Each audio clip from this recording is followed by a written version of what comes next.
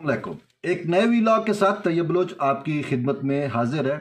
आज हम डिस्कशन जो करने जा रहे हैं वो पाकिस्तान की एनर्जी की ज़रूरियात हैं और ये कि वो कैसे पूरा हो सकती हैं। लेकिन इससे पहले मैं आपको एक सबसे बड़ी ख़बर दे दूं। वो ख़बर ये है कि ईरान ने कहा है कि वो पाकिस्तान की तवानाई की ज़रूरियात पूरी करने के लिए तैयार है।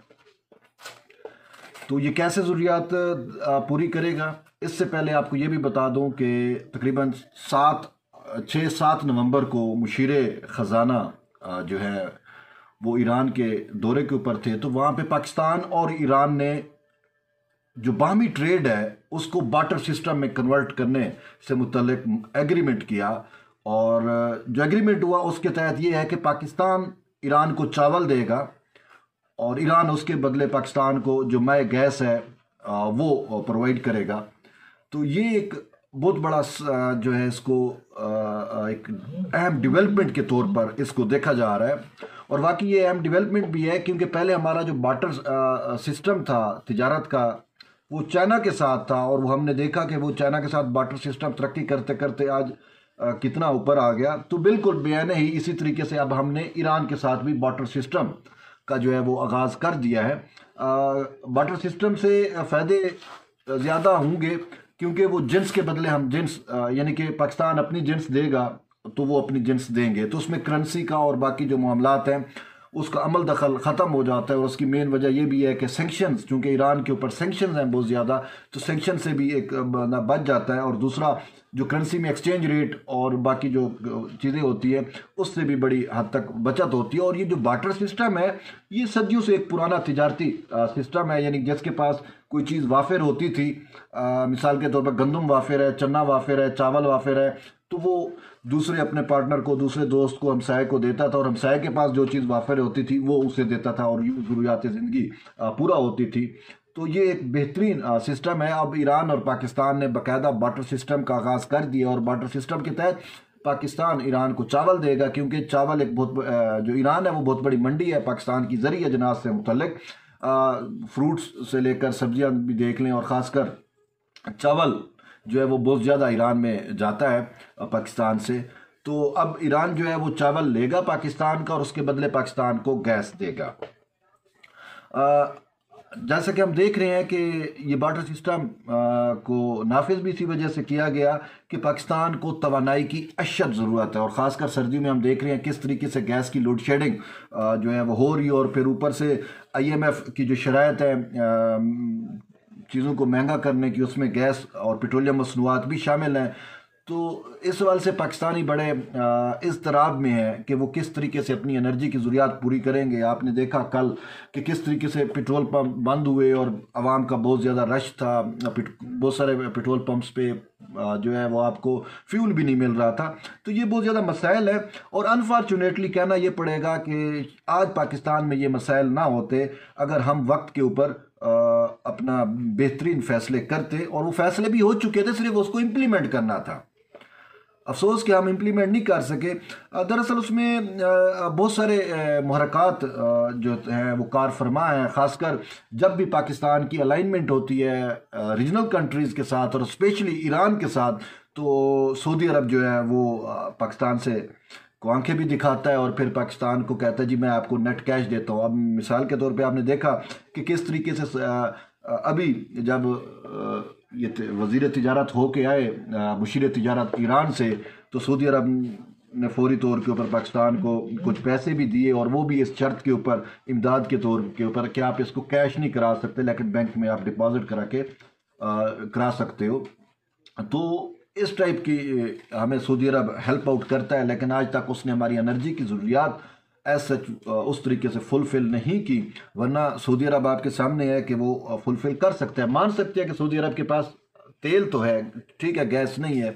हमें गैस फिर भी कतर से या ईरान से या रशिया से वटेवर जो भी आलमी मार्केट मंडी में जो जो अवेलेबल है हमें वहाँ से ख़रीदनी पड़ती, लेकिन कम से कम तेल की हमारी ज़रूरियात तो सऊदी अरब फुलफ़िल कर सकता है ना। लेकिन वो नहीं करता, वो महज 2 अरब 3 अरब देगा और फिक्स डिपॉजिट टाइप की सूरत हाल होगी, और फिर वो वक्त आने पर वो आपसे वापस भी ले लेता है। और पाकिस्तान जो है उसकी जो अलाइनमेंट होना शुरू हो जाती है, या पाकिस्तान के जो पॉलिसी मेकर हैं वो सोचना शुरू हो जाते हैं कि यार ईरान तो हमारा हमसाया मुल्क है, हमारा बॉर्डर ईरान से लगता है, तो क्यों ना हम ईरान के साथ जो है वो ट्रेड शुरू करें, तो वो फिर सऊदी अरब का प्रेशर आ जाता है। अब इसकी मैं आपको मिसाल देता हूँ कि तकरीबन 1994 में के अंदर हमारा जो रीजन है ना, साउथ एशिया रीजन जो है वो, उस आप कह सकते हो कि उसको एनर्जी की बहुत ज़्यादा ज़रूरत है। एनर्जी रिच नहीं है हमारे यहाँ, एनर्जी या नेचुरल जो तेल है या गैस है वो इतना नहीं निकलता जैसा कि जो ईरानी फील्ड से निकल रहा है, या कैस्पियन सी से जिनके उनकी पर वो एनर्जी में बहुत ज़्यादा जो है वो मालामाल है। तो इसी वजह से हमेशा हमने देखा कि जो एनर्जी रिच कंट्रीज़ होते हैं वहाँ से पाइप लाइनें बिछाई जाती हैं और जिनको एनर्जी ज़रूरत होती है वहाँ तक जाती है। आप देख लें कि रशिया से एनर्जी की पाइपलाइन जो है वो ओवरऑल हमें यूरोप में जाती हुई मिलती है। फिर आप लैटिन अमेरिका वाली साइड पे चले जाएं तो वहाँ पे जो ट्रांस बॉर्डर पाइपलाइंस बिछी हुई हैं तेल की और इस टाइप की एनर्जी की ज़रूरियात फुलफ़िल करने के लिए, तो ये हर मुमालिक में ऐसा होता है। लेकिन अफसोस से कहना पड़ता है हमारे साउथ एशिया की जो पॉलिटिक्स है वो इन चीज़ों को हतमी शक्ल में नहीं आने देती। आल्दो ये 1994 का एक एग्रीमेंट था जिसे ईरान गैस पाइपलाइन हम कहते हैं, और इसका दूसरा नाम पीस पाइपलाइन भी था, और उसमें पाकिस्तान, इंडिया, ये दोनों मुमालिक जो हैं वो शामिल थे। यानी गैस पाइपलाइन जो है वो जो ईरान का एनर्जी का इकोनॉमिक जोन है पारस, वहाँ से आनी थी वाया बलूचिस्तान, और फिर बलूचिस्तान से पाकिस्तान को अपनी ज़रूरियात लेनी थी, और फिर यहाँ से वो ट्रैवल कर यानी कि उस गैस पाइपलाइन को इंडिया जाना था। तो ये गैस पाइपलाइन प्रपोज की गई 1994 में। फिर वक्तन फ़क्तन इस पर काम होता रहा, डर था, खौफ था, क्योंकि ईरान जो है वो काफ़ी अरसे से जो है वो यूएस की सैंक्शंस के ज़ेरे या अमेरिकन के ज़ेरे ताब रहा है, और ख़ासकर इसराइली लॉबी जो है वो नहीं चाहती कि ईरान के साथ बाकी ममालिक की ट्रेड बढ़े, या कोई इस टाइप के जो मेगा प्रोजेक्ट है, ट्रांस कंटिनेंट प्रोजेक्ट आप कह सकते हो, ट्रांस बॉर्डर्स प्रोजेक्ट कह सकते हो, कि वो हूँ और ईरान जो है वो रीजनल कंट्रीज़ के अंदर उसकी इंटीग्रेशन मुमकिन हो सके, तो ये हमेशा वो नहीं होने देते। तो इस वजह से हर ममालिक की लॉबी यानी कि वो जो बाहर की लॉबी है वो इन्फ्लुएंस करती है पॉलिसी मेकर्स पे हर मुल्क के, यानी कि इंडिया के ऊपर भी, पाकिस्तान के ऊपर भी वक्तन फ़क्तन हमने देखा। तो इस पर टॉक्स होती रही। मैं आपको थोड़ा पस मंज़र बताता हूँ ईरान गैस पाइपलाइन का, और फिर वजह भी बताता हूँ कि वो क्यों मुआहदा जो है वो अभी तक फुलफिल नहीं हो सका। ये एक अहम डिबेट और लाजमी हमें सुननी चाहिए, चूँकि ये हमारे रीजन से और फिर हमारी डेली लाइफ पे इसका असर है। यानी कि अगर ईरान गैस पाइपलाइन कंप्लीट हो चुकी होती, जो कि एग्रीमेंट के तहत उसने कंप्लीट होना था, 2014 में वो कंप्लीट हो चुकी होती जो एग्रीमेंट हुआ था, तो आज हमें ये एनर्जी के मसाइल ना होते, हमारे घर के चूल्हे जो है वो जलते, वो ठंडे ना होते, और जो ख़वातीन हैं वो बेचारी जो है उनको रोटी बनाने में इतनी मुश्किलात का सामना ना करना पड़ता। जैसे आए रोज़ मैं टीवी के ऊपर देखता हूँ कि चूल्हे ठंडे हो गए और आवाम जो है वो होटलों से खाने पीने की चीज़ें लेने पर मजबूर है। वजह क्या है कि पाकिस्तान जो है वो, या हम अपनी एनर्जी की ज़रूरियात जो है वो फुलफ़िल नहीं कर पा रहे, कि हमें बहुत ज़्यादा हमें एनर्जी चाहिए अपनी डेली लाइफ के लिए भी।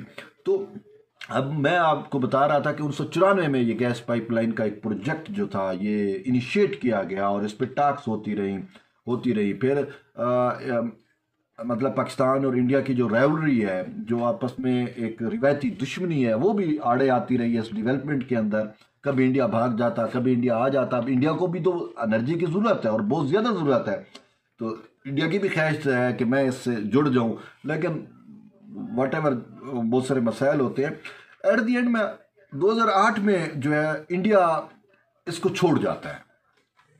क्यों छोड़ जाता है? उसकी वजह पाकिस्तान नहीं है, ठीक है। एक होता है ना, भाई पाकिस्तान ने इनकार कर दिया जी, वो गैस यहाँ तक, पाइपलाइन यहाँ तक आएगी नवाब शाह तक, नवाब शाह से आगे जो है वो मैं इंडिया को नहीं जाने दूंगा, या बलूचिस्तान से जो इंडिया को जानी है वो मैं नहीं जाने दूंगा।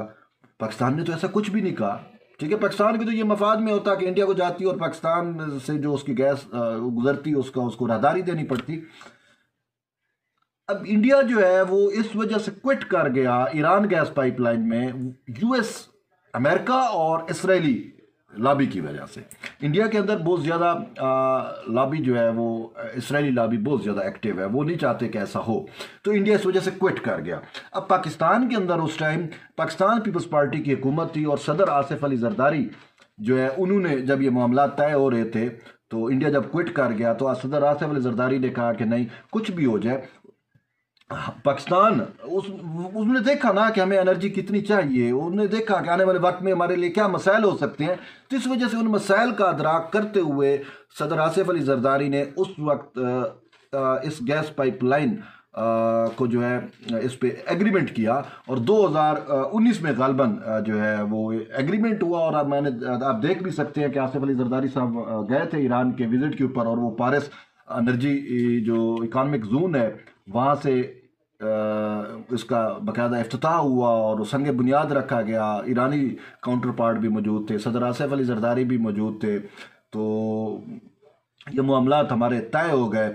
और फिर ये भी हुआ कि जो ईरानी साइड है गैस पाइपलाइन की जो तमीर होनी है, जो ईरानी साइड है वो ईरान कंप्लीट करेगा, जो पाकिस्तानी साइड है वो पाकिस्तान कंप्लीट करेगा। तो ये तकरीबन जो है वो 1100 किलोमीटर की पाइपलाइन जो है वो ईरान ने बनानी थी और ये भी हमने सुना कि वो बना भी चुका है ईरान। अब ईरान से जो मैं आपको बता रहा था कि पारिस एनर्जी इकोनॉमिक जोन से ये गैस पाइपलाइन आनी थी, ये ईरान का जो इलाका है सिस्तान बलूचिस्तान, वहाँ से ये गुजरती, यानी फारस कहते हैं या फारिस कहते हैं, फिर वहाँ से ये किरमान का इलाका, फिर ये सिस्तान में दाखिल होती, सिस्तान से ये फिर बलूचिस्तान में आती और बलूचिस्तान से जो है ये नवाब शाह में। ठीक है, तो 1100 किलोमीटर की जो ईरानी साइड है यानी हमारे बॉर्डर तक, बलूचिस्तान के बॉर्डर तक, पाकिस्तान के बॉर्डर तक ये गैस पाइपलाइन कंप्लीट है।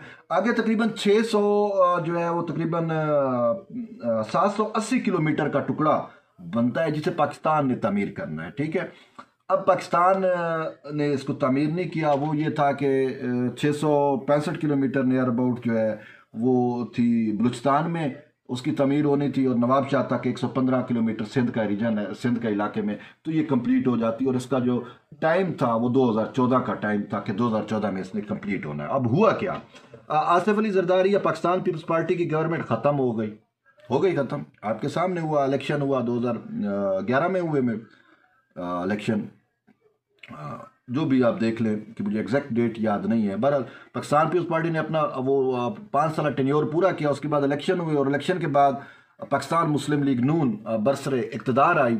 और पाकिस्तान मुस्लिम लीग नून आपको पता है कि इनका हमेशा झुकाव सऊदी अरब की तरफ रहा।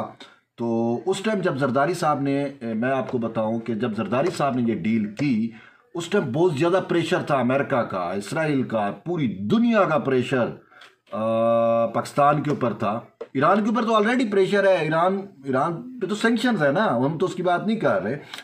उसको तो चाहिए था कि वो सैंक्शन से, उन चीज़ों से, वो तो चाहता है कि मेरे साथ डील हो, मेरे साथ ट्रेड हो, मेरे साथ रीजनल कंट्रीज मिल बैठे, और ख़ासकर पाकिस्तान के साथ तो उसके बहुत ज़्यादा मतलब एक मजहबी, रिवायती और तहजीबी हमारे जो हैं वो रवाबित भी हैं, तो हमारा कनेक्शन भी है। और किसी दौर में अभी तक थोड़ा अर्सा तक पहले तक तो फ़ारसी जो ईरान की कौमी ज़बान है वो हमारे यहाँ बोली जाती रही, पढ़ाई जाती रही स्कूलों में और हर जगह पे। तो ये हमारे, मैं बता रहा हूँ कि हमारा कितना करीबी लिंक है ईरान के साथ। ठीक है, तो लेकिन जरदारी साहब की जब हुकूमत थी, जब ये डील हुई, तो मुझे याद है कि उस टाइम ये था कि अब ये जो पाकिस्तानी साइड है गैस पाइपलाइन, ये कौन कंप्लीट करेगा, किस कंपनी को इसका कॉन्ट्रैक्ट दिया जाए। इस हवाले से इवन के मैं आपको रियली बता रहा हूँ, चाइना से बात हुई, चाइना अमेरिकन प्रेशर के आगे भी नहीं ठहर सका, फैक्ट है ये। ठीक है, आप सर्च कर सकते हो, मजीद आपको डाटा चाहिए मैं आपको प्रोवाइड कर सकता हूँ। रूस से बात हुई, रूस ने भी कहा कि सॉरी, मतलब है रूस को तो यह था कि इसमें मेरा डायरेक्ट इंटरेस्ट नहीं है, तो मैं क्यों खाम खा किसी की मुखालफत लूँ, तो रूस भी साइड पे हो गया। तो पाकिस्तान का OGDCL, हाँ रूस के साथ ये हुआ तो उसने कहा मैं आपको टेक्निकल जो असिस्टेंस है वो मैं प्रोवाइड करूँगा OGDCL के थ्रू, और you can go with your own company, यानी OGDCL ने इसका कॉन्ट्रैक्ट ले लिया। ठीक है, इवन के स्टेट बैंक भी पैसे देने को तैयार नहीं था, इतना अमेरिकन इन्फ्लुएंस था। ठीक है, बहरहाल बात यह है कि एग्रीमेंट हो गया, डन, कंप्लीट होना था, डन 2014 में। लेकिन हुकूमत आ गई शरीफ फैमिली की। अब शरीफ फैमिली तो वैसे तिजारती फैमिली है, कारोबारी फैमिली है। उन्होंने देखा कि इसहाक डार को सऊदी अरब ने नेट पैसे दे दिए। उस टाइम शायद $1 अरब 2 अरब था। वो उसने नेट पैसे दे दिए कि आप जो है ये बंद कर दो, ये प्रोजेक्ट, ईरान वाला प्रोजेक्ट आपने इसको चलाना ही नहीं है, बंद कर दो। और जबकि वो एक शर्त भी थी कि अगर हम नहीं करेंगे तो हमें कुछ पैसे ईरान को देने पड़ेंगे, क्योंकि वो तो बेचारा अपनी साइड कंप्लीट करके बैठा है ना। तो वो एक एग्रीमेंट, हमने वो चीज़ तो बर्दाश्त कर ली, फाइन बर्दाश्त कर लिया, लेकिन सऊदी अरब के उसके ऊपर हमने उसको पाया तकमील तक नहीं पहुंचाया और बंद कर दिया। जिस वजह से अब देखो जी, वो 5 साल नवाज शरीफ भी पूरे कर गया, लेकिन उसने नहीं देखा कि यार नेक्स्ट, अब उसने उसको था कि पाकिस्तान को एनर्जी चाहिए, तो उसने उसके लिए हल क्या निकाला जी, एनर्जी चाहिए थी ना, तो इन्होंने क्या किया, ये कतर के साथ एग्रीमेंट कर लिया। वट एवर जो भी एग्रीमेंट हुआ, वो भी मुझे पता है कि जिस टाइम इंडिया कतर के साथ अपना एग्रीमेंट कैंसिल कर रहा था और उसको फाइन भी दे रहा था, क्योंकि कतर जो है वो LNG महंगे दामों बेच रहा था, ओपन मार्केट से महंगे दामों बेच रहा था। तो इंडिया ने कहा कि नहीं, जब मुझे ओपन मार्केट में सस्ती मिल रही है तो मैं क्यों महंगी ये लूं। तो इंडिया ने फाइन बर्दाश्त किया। जब आपके साथ यानी कि एग्रीमेंट कर लेते हो, कुछ अरसा वो एग्रीमेंट चलता है, फिर आप देखते हो कि यार आपको वहाँ पे फ़ायदा है, वो आप एग्रीमेंट कैंसिल करते हो या तोड़ते हो, तो एक इंटरनेशनल कोई प्रोटोकॉल होते हैं, आपको कोई फ़ाइन पे करना पड़ता है, कोई हर्जाना देना पड़ता है, कोई रेमिटेंस वगैरह, वट एवर जो भी एक तरतीब होती है। तो इंडिया ने वो देना बर्दाश्त किया, लेकिन उसने कहा कि sorry, I will not by the gas off Qatar, क्योंकि उसको ओपन मार्केट से सस्ती गैस मिल रही थी। तो वो उसने रशिया की गैस LNG उठाई कि उसको सस्ता मिल रहा था, या वट एवर किसी भी में। तो उसने कतर, उस टाइम जब कतर गैस जो है वो हमें महंगे दामों गैस दे रही थी, ठीक है, कतरी ऑयल फील्ड गैस फील्ड से जब हमें दुनिया की निस्बत महंगी, तो उस टाइम इन्होंने एग्रीमेंट किया। वट एवर वो एग्रीमेंट आपके सामने है, उसके ऊपर नैब की अल्लाह नोज बेटर, लेकिन ये मैंने आपको हकीकत बताई है कि ये रीज़न थी। अब हम ओपन मार्केट से उठाते तो हमें सस्ता पड़ता, लेकिन इन्होंने, कहने का ये मुद्दा है, मकसद है कि इन्होंने वो ईरान वाला प्रोजेक्ट को अहमियत नहीं दी, वो बंद कर दिया और फिर कतर में और ये चीज़ें चली गई। ठीक, अब इन्होंने भी अपना 5 साल टेन्योर पूरा कर लिया। अब ये थर्ड गवर्नमेंट आ गई, अपनी नियाजी साहब की गवर्नमेंट, हाइब्रिड रजीम आ गई। तो सोचा शायद हाइब्रिड रजीम है जी, पीछे से फौजियों की सपोर्ट है, तो पॉसिबल है कि ये अपनी ज़रूरियात को पूरा करते हुए मुल्क की बेहतरी के लिए कुछ काम करेगी। लेकिन ये तो बिल्कुल ही लेट गई ना। वो तो जो हमारे हमसाया मुमालिक थे, और भी चलो ईरान के साथ तो एक रीज़न मैंने आपको बताई, बाकी जो मुल्क वो भी हमसे नाराज़ होना शुरू हो गए। इस यानी फॉरेन पॉलिसी तो है बढ़ गई ना, नाकाम हो गई। और भी बहुत सारी चीज़ें हैं। चाइना वाला मामला आपके सामने है कि किस तरीके से अब वो जो काम था CPEC के, वो सारा जो है स्टे हो गया है, मतलब बंद हो गया है, और चीज़ें अब वो प्रोग्रेस नहीं रही। खैर, तो कहने का ये है कि इस रजीम से हमें क्या तवक्को हो सकती थी, इसने नहीं किया।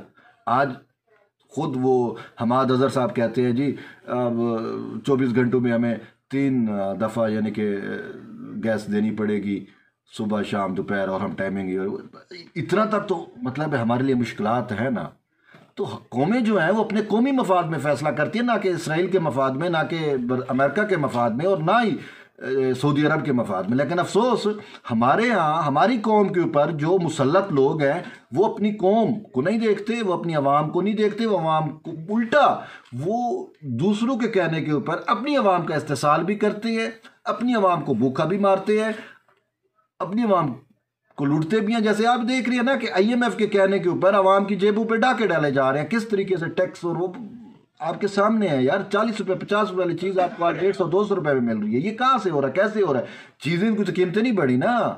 इन्होंने खुद एक आर्टिफिशियल, एक मसनूई जो है ना बहरान पैदा किए हुए हैं, और कुछ भी नहीं है हकीकत में। ठीक है, मैनेजमेंट नहीं है इनकी। खैर, तो ऐसी गवर्नमेंट जो चीनी को मैनेज नहीं कर सकती, जो पेट्रोल को मैनेज नहीं कर सकती, जो दवाइयों को मैनेज नहीं कर सकती, जो गवर्नमेंट हमें नज़र ही कहीं पे नहीं आती, वो एक स्टेट ऑफ माइंड की गवर्नमेंट है खान साहब की, कि उसको ज़बानी तौर पे बस वो एक है मोटिवेशनल टाइप स्पीकर, उसको खड़ा कर दो और को बाद आप भाषण देते रहो। भाषण से आगे उसने कुछ किया ही नहीं अमली तौर पे।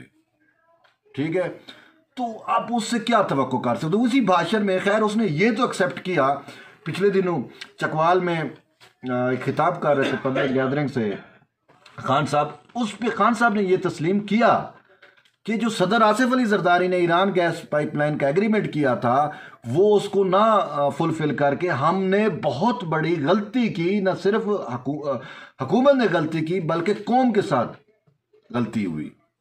वो यानी कि उनके कहने का मकसद ये था कि अगर वो गैस पाइपलाइन कंप्लीट होती तो आज हमें ये दिन ना देखने पड़ते, पेट्रोल पंप के बाहर लाइनें ना होती, चूल्हे आवाम के ठंडे ना होते, तो बाकी संतों के लिए जो गैस चाहिए होती है वो हमें ज़रूरियात होती, और ये सारा कुछ तो खान साहब ने माना।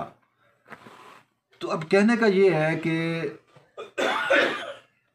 आसिफ अली जरदारी ने जो एग्रीमेंट किया, अब तकरीबन 5 साल और 3 तकरीबन 8-10 साल का है। 2009 में हुई थी, आज 2021 है, देख लो कितना टाइम बनता है, आप खुद कैलकुलेट कर सकते हो।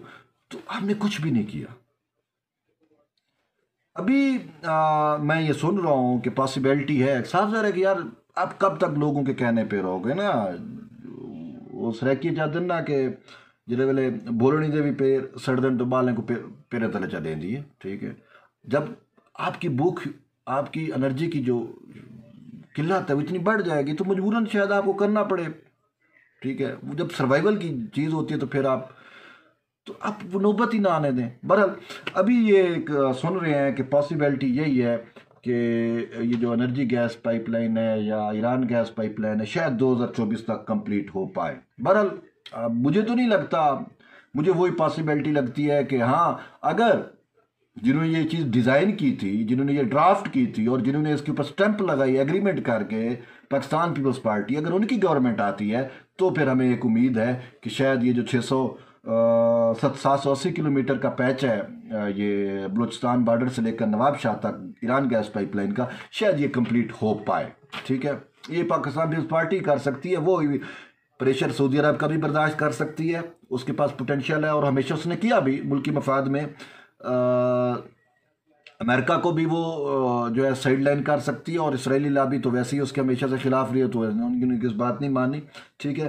तो ये ओनली जो हमें चीज़ नज़र आ रही है कि शायद पाकिस्तान पीपल्स पार्टी की गवर्नमेंट है तो ही वो कर पाए।